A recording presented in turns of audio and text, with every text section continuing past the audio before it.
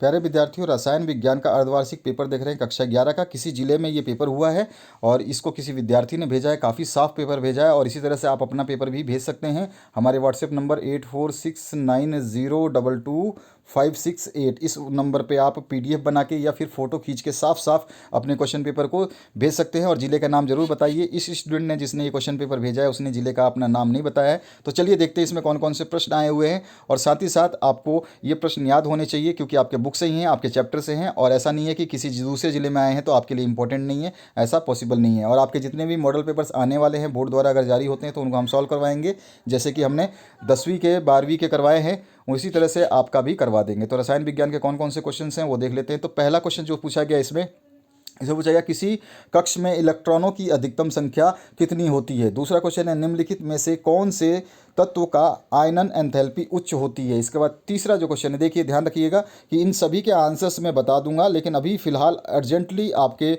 बहुत सारे कमेंट आ रहे हैं, बहुत सारे रिक्वेस्ट आ रहे हैं, सर पेपर डाल दो, केवल क्वेश्चन बता दो, उसके बाद हमें आप सोल्यूशन बता देना, क्योंकि अभी हमारे पेपर चल रहे हैं और हमें क्वेश्चन पेपर्स की आवश्यकता है।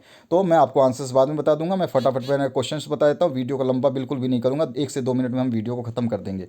तो तीसरा जो क्वेश्चन है, एक फोटोन की ऊर्जा की गणना किसके द्वारा करते हैं। उसके बाद में चौथा क्वेश्चन है पदार्थ की मात्रा का एसआई मात्रक बताना है आपको। इसके बाद आते हैं नेक्स्ट क्वेश्चन की तरफ। क्वेश्चन नंबर 5 जो पूछा गया उसकी बात करते हैं। तो इसमें पूछा गया है डी ब्लॉक के तत्वों को आंतरिक संक्रमण तत्वों कहा जाता है, सत्य असत्य आपको बताना है। और BCl3 में अष्टक पूर्ण होता है, सत्य असत्य बताना है। और आंतरिक ऊर्जा विस्तीर्ण गुण है, ये आपको ही बताना है कि सत्य असत्य। उसके बाद रिक्त स्थानों की पूर्ति करना, अवगाड्रो संख्या का मान क्या होता है वो मान आपको लिखना है। और PCl5 में खाली स्थान संकरण होता है, कौन सा संकरण होता है ये बताना है। ऊष्माक्षेपी अभिक्रियाओं के लिए डेल H का जो है वो क्या होता है ये आपको बताना है। उसके बाद में मोलरता ज्ञात करने का सूत्र आपको लिखना है और जालक एंथैल्पी किसे कहते हैं ये आपको बताना है। तो 12 नंबर तक के क्वेश्चन हमने यहाँ देख लिए। 12 के बाद में अगले क्वेश्चन को देखते हैं। 13 नंबर कौन सा क्वेश्चन आया था, ऊष्मागतिकी का प्रथम नियम क्या है। उसके बाद में 14 नंबर है निम्न को आकार के बढ़ते क्रम में व्यवस्थित करना, यहाँ पे दिया गया है इनके आकार को बढ़ते हुए क्रम में व्यवस्थित करना है। 15 नंबर है इसमें अ पार्ट में पूछा गया स्थिर अनुपात का नियम क्या है। और ब पार्ट में पूछा गया 25 डिग्री सेंटीग्रेड को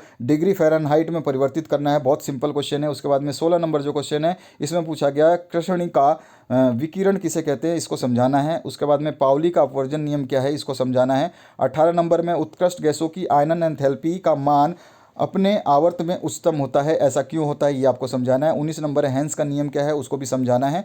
20वें का अ पार्ट में इलेक्ट्रॉन संकल्पना के आधार पर ऑक्सीकरण और अपचयन की परिमाणित कीजिए, मतलब ये इसको बताना है कि कैसे ऑक्सीकरण और इलेक्ट्रॉन संकल्पना के हिसाब से ऑक्सीकरण और अपचयन होता है, ऑक्सीडेशन एंड रिडक्शन। इसके बाद में बी पार्ट जो है K2MnO4 में Mn तत्व का ऑक्सीकरण अंक ज्ञात करना है आपको। स पार्ट है ऑक्सीकरण संख्या विधि द्वारा निम्नलिखित रेडॉक्स अभिक्रिया को संतुलित करना है आपको।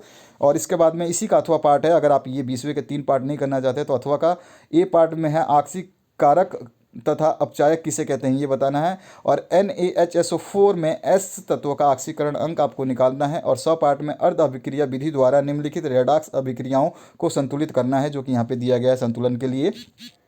इसके बाद में जो नेक्स्ट आपका क्वेश्चन है इसमें पूछा गया आपसे अ पार्ट 21वें का, इसमें आपका जो है सिग्मा आबंध पाई आबंध से प्रबल होता है, ऐसा क्यों। और इसके बाद में संस्करण किसे कहते हैं, sp3 संस्करण को उदाहरण से द्वारा समझाना है। इसी में अथवा पार्ट में है, अगर आप ऊपर वाला नहीं कर सकते दोनों क्वेश्चन तो नीचे वाला कर दीजिए। हाइड्रोजन आबंध क्या है, यह कितने प्रकार का होता है। और बी पार्ट जो है H2 यानी अणु का अणु कक्षक चित्र बनाकर सिद्ध कीजिए कि इसमें आबंध कोटि 1 है तथा यह प्रतिचुंबकीय है। तो ये है आपका क्वेश्चन पेपर, जिस भी जिले से भेजा है किसी विद्यार्थी ने।